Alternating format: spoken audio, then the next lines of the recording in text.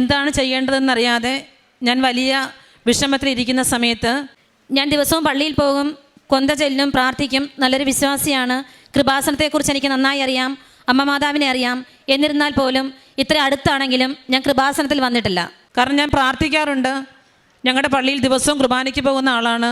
എന്നാലും കൃപാസനത്തിലേക്ക് വരാനുള്ളൊരു മനസ്സ് എനിക്കുണ്ടായിട്ടില്ല. ഇങ്ങനെ കടബാധ്യതയുടെ നടുവിൽ ഞാനിങ്ങനെ കഷ്ടപ്പെട്ടുകൊണ്ടിരിക്കുന്ന സമയത്ത് ഒരു ദിവസം ഒരു ഉച്ചയ്ക്ക് 2 മണിക്ക് എൻ്റെ മൊബൈൽ എൻ്റെ കയ്യിൽ നിന്ന് താഴെ വീണു.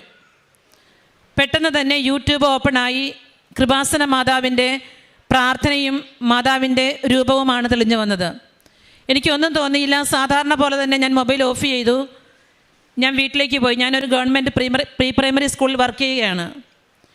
അന്നേ ദിവസം ഒരു 4 പ്രാവശ്യം എൻ്റെ കയ്യിൽ നിന്ന് ഈ മൊബൈൽ താഴെ വീണു.